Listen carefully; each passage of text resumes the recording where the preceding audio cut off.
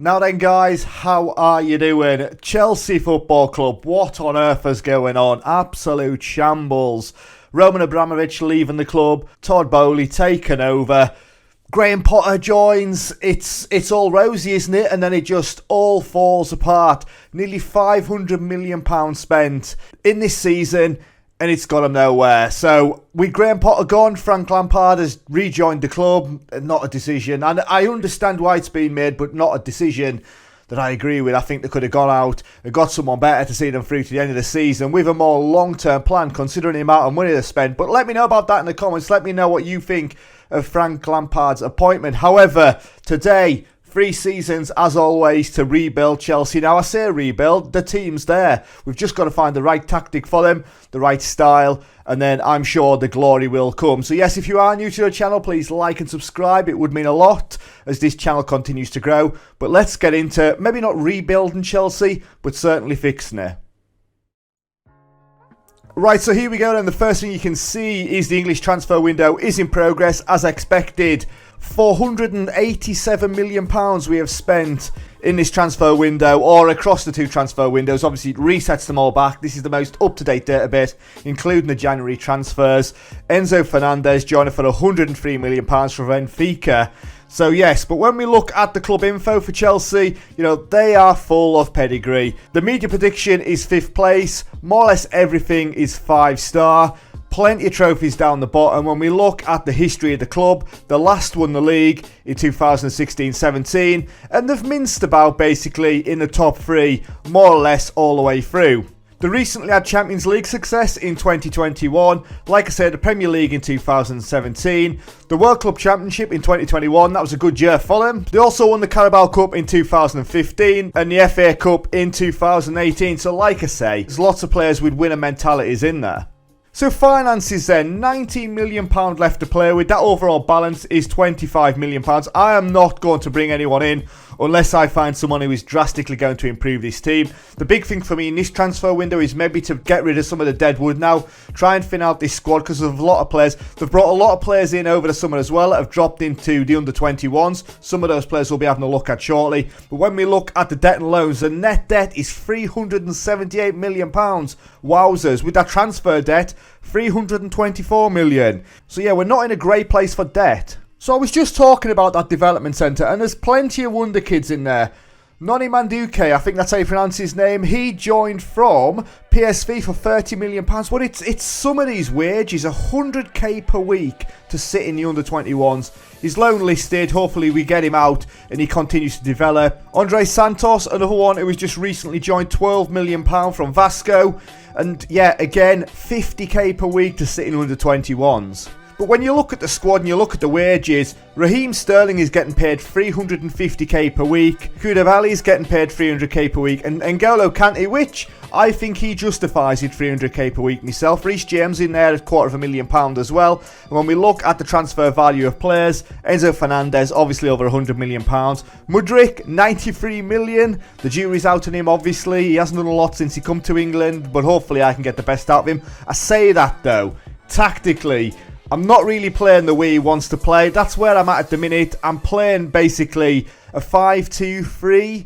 The wide players out there, Mudryk and Sterling. Realistically for me, how I want to end up is to play 2 up top and the 1 behind and play like that. So lose my 2 wide men further forward. Just use my wing backs for my width and have a real creative player behind my 2 strikers. But we're just not quite there for that yet. So we are still going to play, like I say, 2 out wide, 1 up front, the main man, probably Havertz in this instance, because obviously Lukaku's out on loan at Inter Milan, and there's an opportunity when he comes back for him to be that complete forward if he pulls his finger out. So competitions wise this season, we've got the Premier League, the Champions League, the FA Cup and the Carabao Cup. What is the expectation first of all with all those signings? The season preview, we're expected a 3rd place finish, Manchester City and Liverpool making up 2 and 3, and we've got only 1 player in that Media Dream 11, and that's Raheem Sterling. So yeah, we couldn't even, with all that money, break more than 1 player into that Dream 11. So yes, that is it. Obviously, that's the introduction to the squad. Between now and the end of the transfer window, or particularly the start of the season,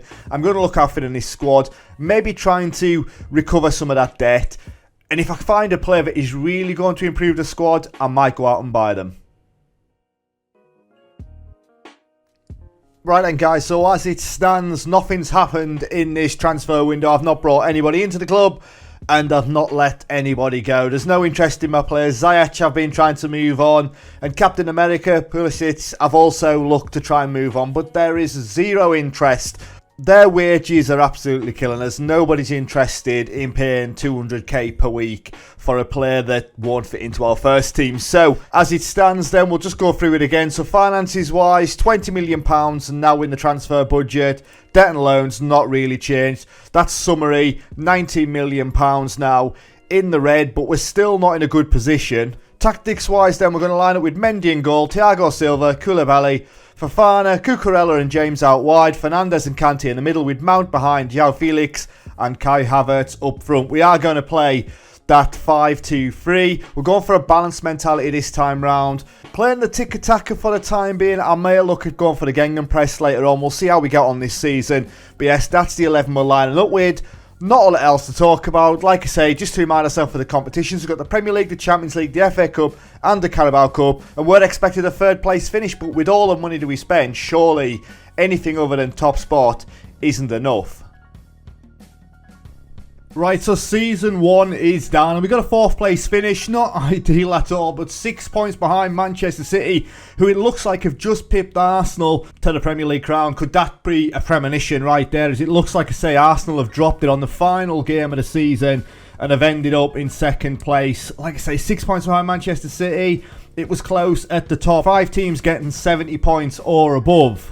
So looking at the league table then, 30 games played, 21 wins, 8 draws, 9 defeats, 51 goals scored. That seems to be a problem when you look at those teams around us only scoring 51. However, we only conceded 29 all season, so we were defensively solid. Plus 22 goal difference again, but 71 points on the board. We only won 2 of our last 5 games as well, drawing 2 and losing 1. But then looking at these past positions then, so past positions wise, we actually climbed up the table, and then from match day 21, where we beat Manchester United 2-0, we were up and down in between 3rd and 4th place. Manchester City, like I say, look, on the last game of the season, a 2-0 victory over Southampton. So what happened at Arsenal? Arsenal ended up drawing with Newcastle United to lose it on the final day.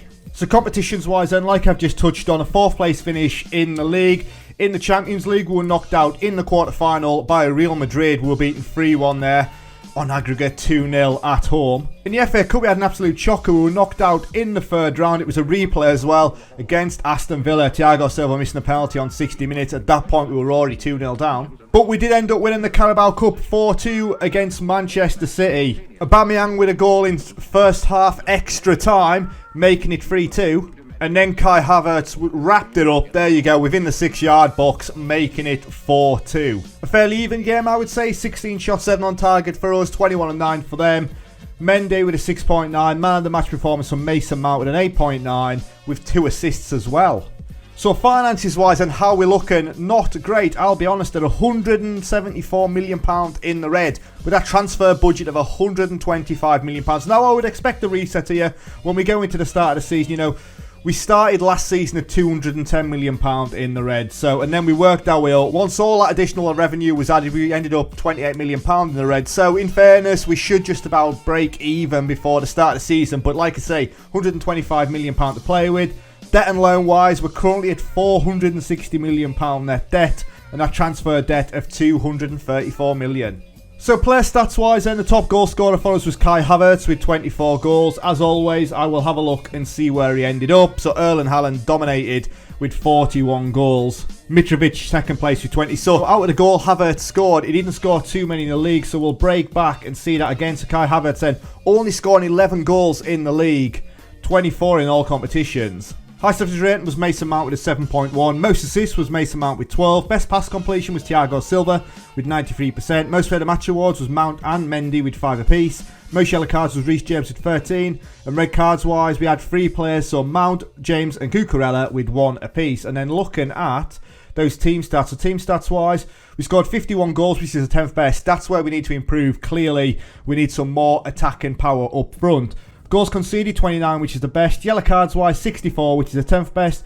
and we had the 9th best average attendance at just under 40,000 at Stamford Bridge. So there you go then, Season 1. Not bad to be so close to that league crown, only 6 points away from Manchester City, but it's not that often that you will get so many teams at the top less than 80 points. Let's be honest, there's usually one team knocking 90 points, and I think this may have been our best opportunity considering the points dropped by these other clubs. So yes, what we're going to do is we're going to move forward into Season 2, where I'm going to look at strengthening out on those wide areas and up top. I think is the way to go. However, we have got Lukaku returning. Maybe he's the man to lead us to that Premier League crown in Season 2. Right then guys, we're back for Season 2, but before I discuss the ins and the outs, we'll talk about the polls that I currently have live on my community tab. So as you can see there, scroll back up to the top. As you can see, the current poll that I've got going is what team should be rebuilt next. Now, it's all the SCs, Southampton, Schalke, Sampdoria and Sevilla. It's a 2-horse race. I think it's looking likely that Southampton will get that. But only 51 of you have voted on this one. Now, by the time you watch this video, there'll be another poll live. You know, like I say, it's looking likely that the next rebuild's now going to be Southampton. But get involved and you can influence what the next team I rebuild is. So here we go then guys, like I say, Season 2, and not a lot's happened as far as incomings. I made a decision that the squad I actually had was good enough. Lukaku returning from loan I think is good enough to take us that next step, so that is the way I've gone. So finances wise then, I've still got £76 million in the bank. Wage budget's 5.9 million, but we're currently spending 5.4. That overall balance is now down to £102 million. Debt and loans has moved to 341 million and transfer debt is 189 million pounds. So I've only brought 2 players in. I've spent 70 million pounds on one and another on free transfer. But while I'll leave you with that teaser, just letting you know the players that have left. So Bakayoko has gone. Now you forget about how many average players Chelsea have currently got at the club. A lot of them were out on loan last season, but Bakayoko, we made an absolute stonking loss on him as we brought him in for 39.5 million pounds. And yes, we've had some loan fees in between there, but we let him go to Strasbourg in Ligue 1 for £3.4 million. He was out on loan last season at Milan, 29 games he played in Serie A, but yeah, £3.4 million. I just really wanted to get his wages off the books. He was never going to feature, and there was no point in keep loaning him out. Baba Rahman, a player that I'd forgot actually played for Chelsea. Well, I say played for Chelsea, didn't really do too much at the club, but he was out on loan last season at Reading in the Championship. Played 41 times there, 6.73, not great in the Championship, but he's gone off to Hamburger SV for 625k. Ethan Ampadu, a player that's had quite a lot of time at Chelsea, has now gone off to Young Boys for £10.5 million.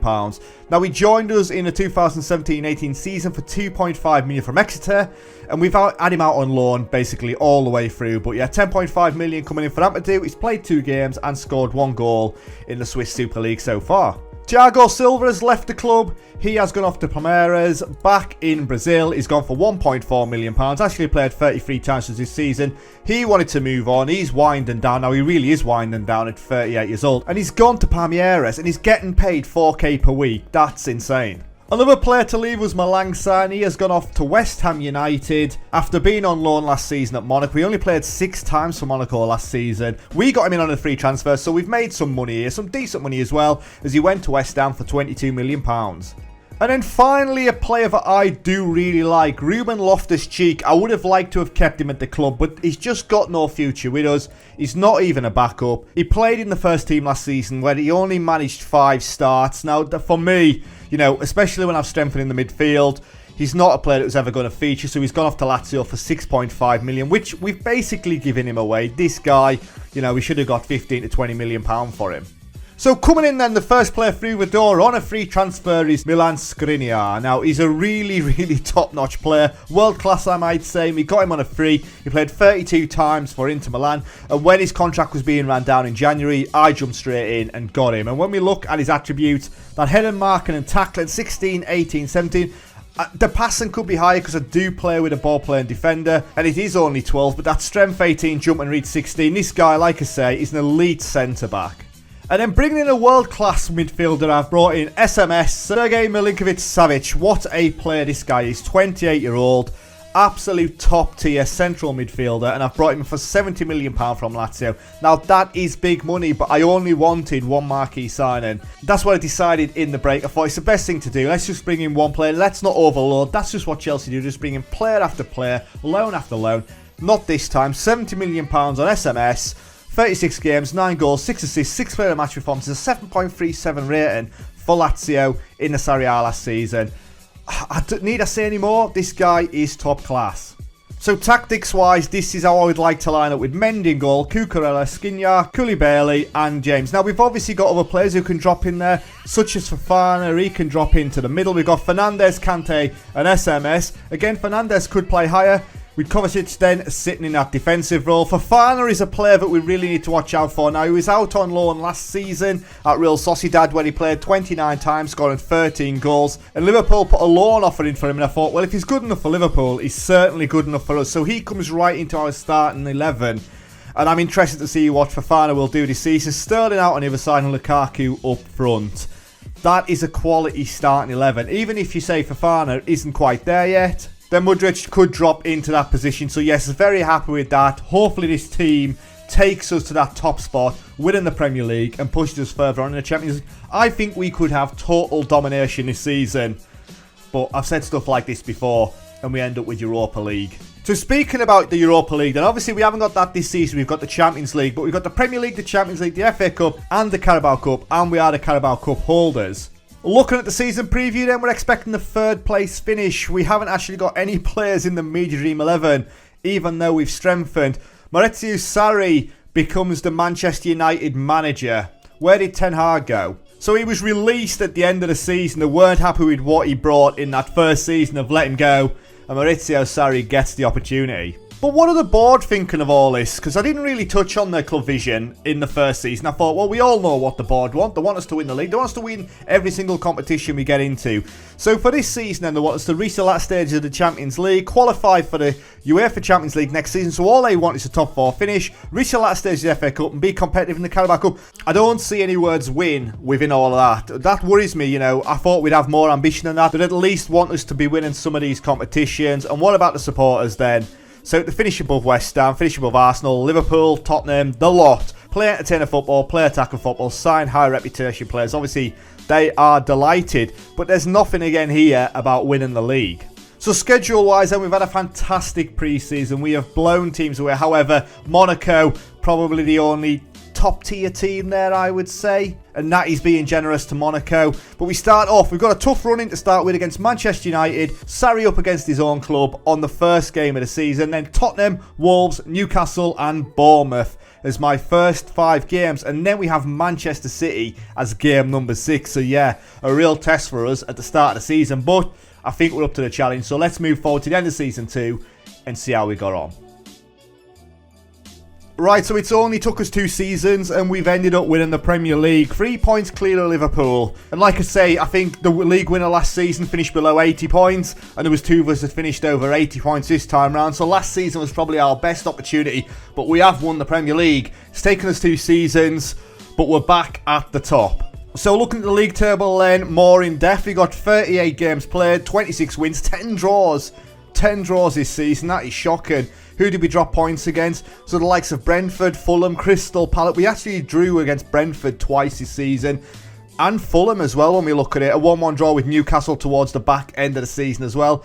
Only losing 2 games all season. A 2-1 defeat to Liverpool and a 2-0 defeat to Manchester United. Both of them home games as well. We scored 67 goals, conceded 24. So goal difference very good for us. However, Liverpool actually conceded less and scored 20 more goals than us. And we had 88 points on the board, drawing 2 of our last 5 games. But luckily for us, Liverpool fell off towards the back end of the season as well. And Manchester City losing 2 of their final 5 games. When we look at the past positions then, so we actually got ourselves up into first place on match day 25, dropped down into second after losing 2-1 to Liverpool there, and then pulled ourselves back up on match day 33 with a 4-2 victory over Crystal Palace. Liverpool then were up in the top 2 places, similar to ourselves, we were fighting it out, and Manchester City basically sat in 3rd place. So it was a 3-horse race for the majority of the season. So looking at the competitions wise then, obviously the Premier League we end up winning. The UEFA Champions League we were knocked out in the quarter-final by Real Madrid. 4-3 on aggregate there. We did actually win 3-2 at the Bernabeu.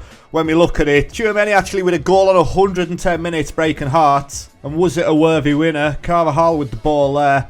Out to Tchouaméni. Oh, it was an absolute screamer. Deservedly so on 110 minutes. Knocks us out on aggregate as well, 4-3. But we win the FA Cup when we look at it here. An FA Cup victory 2-0 against Crystal Palace. A goal from Kai Havertz on 11 minutes. It's a scrappy one. And Raheem Sterling in first half stoppages. Again, it's a bit of a poacher's goal. But it was a game that we dominated. We had 52% possession, 23 shots, 12 on target. We absolutely battered them and deservedly pick up the FA Cup, which gives us a domestic double. However, knocked out in the quarter-final by Manchester United Carabao Cup. We weren't able to retain that. Manchester United actually end up going on to win it. We end up losing in the quarter-final, like I say, on penalties. So finances-wise then, finances are falling off a cliff. They haven't been reset again yet, but we're currently at £305 million in debt. Not ideal for us there. £66 million in the transfer budget. 100% of transfer revenue is being made available. Now, debt and loans wise, net debt is £492 million. Transfer debt at £142 million. And then looking at the player stats, Kai Havertz got 44 goals this season, 25 in the league, 11 in the Champions League as well, so he has been bossing it. How did he compare though to Erling Haaland, who obviously is the measure? He actually scored 25 goals, which was similar to Haaland. Kai Havertz finishing joint first, but Erling Haaland taking the top place. The highest average rating was Kai Havertz as well with a 7.52. Most assists was Mason Mount with 13. Best pass completion was Benoit Bechellii with 92. Most player of the match awards was Kai Havertz. When you're scoring those kinds of goals, he got 14 player of the match awards. Most yellow cards was Skriniar with 11. And we had no red cards last season. And then looking at those team stats, so we scored 67, which is the fourth best. We conceded 24, which is the second best, just behind Liverpool. Yellow cards wise, 65, which is the fifth worst. No red cards. And Stamford Bridge had the 9th best attendance. So, next season, more of the same, please. Let's go for the domestic treble next season after getting the double this season. But a Champions League trophy has got to be the aim. Right, so the third and final season then, and we go into it as league champions. And because of that, I haven't really needed to bring too many more players in. The players I have brought in, however, will strengthen the squad, and I've managed to get a bit of the deadwood out and make some decent money on players that I didn't really plan to sell, but I've been tempted into doing it. So finances wise, first of all, we still got £45 million in the transfer budget. There's no more players joining us. Overall balance is £166 million in the red, so not ideal. But when you look at that wage budget there, the budget is £5.8 million. We're currently spending £4.7, so we're doing decent. When we look at that net debt, we're down to £336 million, and that transfer debt is £125 million. That transfer debt is going to be hanging over us forever. So looking at players that left then, the 33-year-old Senegalese international Kalidou Koulibaly has gone off to Barcelona for £13.5 million. He only played 3 times for us last season, and I didn't expect Barcelona to come in, but he was valued at like £3 million, and 13.5, still a little bit of business from them. Yes, he's a good player, but at 33 he's over the hill, and he played 3 times for us last season. That was good money. Hakim Ziyech has gone off to Real Betis for £15 million. And again, big money we spent on this player, £37.5 million. And he only played 3 times last season. I did actually try to offload him last season as well. So for £15 million, he goes off to Real Betis. Now, Kepa, he's had a little bit of a hard time at Chelsea, but we've let him go to Manchester City. £31 million they come in, and we spent £71 million on him, which I think was a record transfer fee at the time, and then Alisson pipped it over straight away. But £31 million we got for him. He played 6 times last season, 7 conceded, and yeah, he was only my second choice anyway, so Kepa, he has gone off to City. Romelu Lukaku has gone off on loan to Sevilla. Now, he's gone for £6 million, and there is an option for him to put an extra £29.5 million in there at the end of the season, so I'm happy with that. Lukaku, I think I said at the start of last season, this guy was the guy that was going to lead us to glory. Well, he only played 14 times and scored 2 goals, and as we've seen just before the break, Kai Havertz was the man that actually led us to that glory. And then a player that I didn't really want to sell, but the offer was just a little bit too good to refuse. Kovacic has gone off to Brentford, so he's staying in London. £43 million. He played 22 times last season, and I was already eyeing somebody up for that defensive mid-role anyway. So yeah, Kovacic has gone off to Brentford. So replacing Kovacic then is Khéphren Thuram. So he joins us from Nice for £40 million. He's had 2 very good seasons in France as well, playing 32 games in both of those seasons. 6 goals last season with 4 assists, 4 player of the match performances, and an average rating of 7.41. Now he is solid, he's potentially midfield, Could play a bit deeper. He's probably going to play higher in the midfield with Enzo playing in that defensive mid role. But yeah, he's a solid player. Tireless midfielder is his description. When we stick him into that midfielder centre, you know, that passing 16 technique, 16, first touch 16, across the board. And he's only 23-year-old, yet to be capped by France. But this guy's going to develop nicely, currently valued at £58 million. And then the man that is going to lead the line, Victor Osimhen, joins us, currently valued at £166 million. He's Nigerian, 25-year-old. I don't really think he needs an introduction. He's currently setting the Serie A alight with Napoli. And this guy's an absolute boss, man. 25-year-old, like I say, 41 caps and 36 goals for Nigeria. He's very pacey. Media description is an elite striker. And we spent £77 million bringing him in. Like I say, he's at Napoli. He only scored 11 goals last season. He's clearly doing better than that in real life. But yeah, he's the man that's got the number 9 shirt and he's going to lead our line. I've also brought some of the youth players through. So the first player through is Gabriel Slanina. He moves into that first team. We actually took him for 8.75 million. Highly regarded goalkeeper, 20-year-old, 7 caps for USA already. So yeah, only a backup. May see some game time this season. Edward Mendy is still number 1. And Levi Colwill comes into one of my centre-back options. So with Koulibaly going, you know, I thought, why go out and get another quality centre-back? We've got Skriniar in there, Bechellii in there. There's plenty of options. So I thought, why not promote some of the youth? And he actually played 28 times last season in the Premier League as well for Brighton. So yeah, Levi Colwill is now part of the first team squad. So tactically then, I'm going to line up with the 4-3-3, and I believe this to be my best 11 when all fit. So Mendy, Chilwell, Fofana, Skriniar and Reece James out on the right hand side with Thuram, Fernández and Milinkovic-Savic in the middle. Mudryk and Fofana out wide and Osimhen. Now Fofana's an absolute boss, man. I don't know if I touched on it before the break. Last season, obviously, plenty of teams wanted him, and he got 19 goals in all competitions. Played 29 times for us, 16 goals internationally. When you look at his international record, he's got 16 goals in 17 caps. Yeah, this guy's an absolute superstar. Competitions-wise, we've got the Premier League, the Champions League, the FA Cup, the Carabao Cup, and the Community Shield coming up now against Liverpool. So big opportunity for us there. And when we look at our media prediction for this season, we're expected a second place finish. Kai Havertz is the only player in the Media Dream 11, which does surprise us. Where is Declan Rice now? He's at Newcastle, and he went for £83 million. Wowzers. Diego Simeone is also now the manager of Manchester City. Who's in charge at Liverpool? Jurgen Klopp is still in charge at Liverpool. And did Sarri survive? He did. So Sarri's still in charge at Manchester United. Right, so what we're going to do then is we're going to move forward one day to see if we start off the season with a piece of silverware. It would be nice. Liverpool, you know, they can dominate. However, they fell apart towards the back end of the season. Hopefully that form continues and we pick up our first bit of silverware. And look at it then, competition-wise. We finished runner-up. We lost 2-1. Not great. Like I said, that man Fofana with a goal on 33 minutes. But Salah had already got a penalty. And Luis Diaz with a goal on 45 minutes. They were clearly the better side. Edward Mendy with a 7.1 in goal. But yes, we didn't start off the season with the Community Shield. So just quickly then, looking at the fixtures, we start off with games against Everton, Norwich, Leicester, Fulham and Brentford. All winnable games there, clearly. We had favourites for all of those first 3 games as well.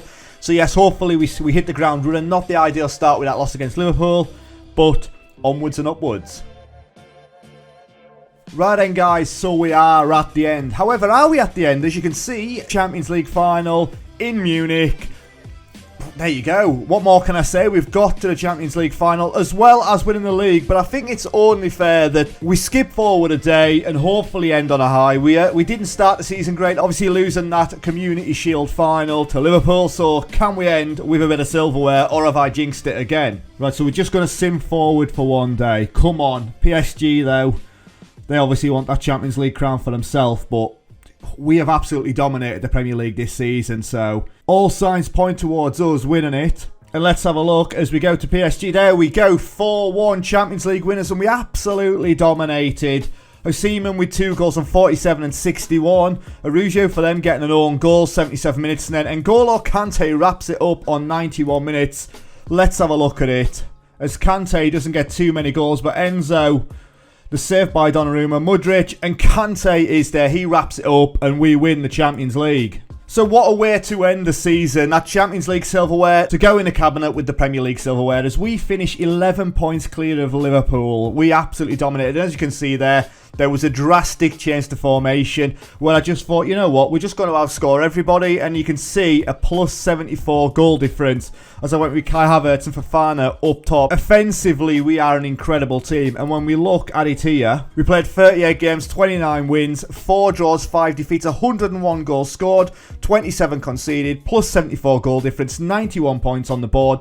Liverpool were nowhere near. Brentford spent a shed load of money, obviously, taking players off us as well, and they've gone down. But when we look at the past positions, yeah, we've been in the top 2 all the way through. We never looked back from match day 19 when we smashed Wolves 5-0. Liverpool, they were chasing us, dropped down into second and could never catch us. Newcastle out, special shout out to them as they end up in 3rd place. And competitions wise, as you can see, we've absolutely dominated. So we won the Premier League, the Champions League. We ended up winning the FA Cup 2-1 in the final against Newcastle. But this goal from Kai Havertz is the one that matters, as Cucurella down and Havertz is round the keeper, and there we go, 2-1. And then we win the Carabao Cup again with a 3-0 victory. Osimhen with 2 goals there on 8 and 87. Kai Havertz, obviously, with a goal on 47 minutes. Who else was going to get the goals? So yeah, I think it's fair to say that we have now dominated. We are an absolute juggernaut in the English game and in the European game there as we win the Champions League. The only disappointment, I suppose, this season is not winning that Community Shield against Liverpool first time round. However, the Club World Cup Championship is coming up. So finances wise then, we're back in the red. I don't think we've ever been out the red since I took over, actually. At £259 million, it isn't good. Transfer budget is £62 million, and that debt and loan is £398 million. Transfer debt now under £100 million at 99. So how am I leaving the club then as far as the dynamics goes? Now, naturally, not every player is going to support us, as I have been Simmons, so they're either going to be supporting or opposing my assistant manager. But in this case, I've got 6 players that support us. I've got 3 players that oppose us: Enzo, Chalobah and Hudson-Odoi.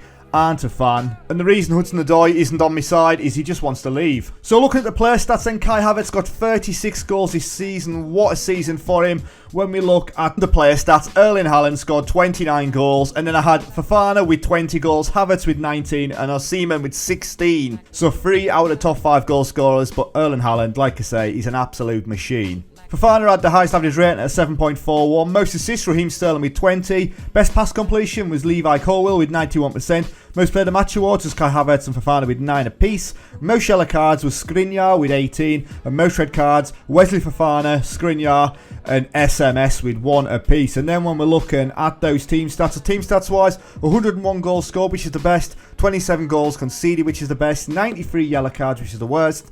And 3 red cards, which is the 7th worst. And Stamford Bridge, still the 10th best in the league. So finally then, looking at the squad overall and those goals. So Kai Havertz, Fofana, Osimhen, all over 20 goals. Raheem Sterling with 16 goals, but 20 assists in there. Mudryk is starting to come a little bit better now. As you can see, 5 goals in the league, but 15 goals in all competitions. I think maybe he's starting to justify that price tag and still valued at 77 million. And Levi Colwill, who I brought into the squad from the under-21s, you know, he ended up getting 34 league starts this season.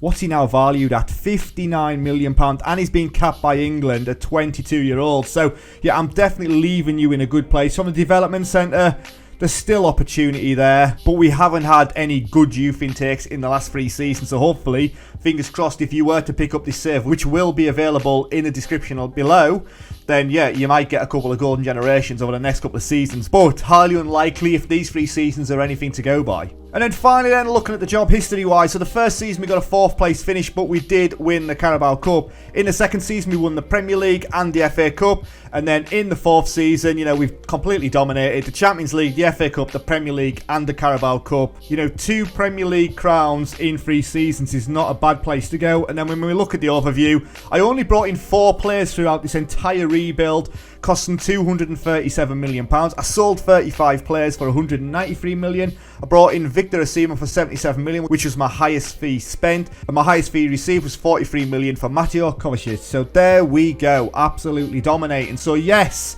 give this one a go. Like I said, the save is available down in the description. If you are new to the channel, please like and subscribe. Obviously, there's been plenty of rebuilds already in the FM23 cycle, and there's plenty more to come. But let me know how you think I performed in the comments. And obviously, let me know what team you would like to see me rebuild next. So yes, thank you very much for watching. Stay safe, and I'll catch you later. Ta-ra.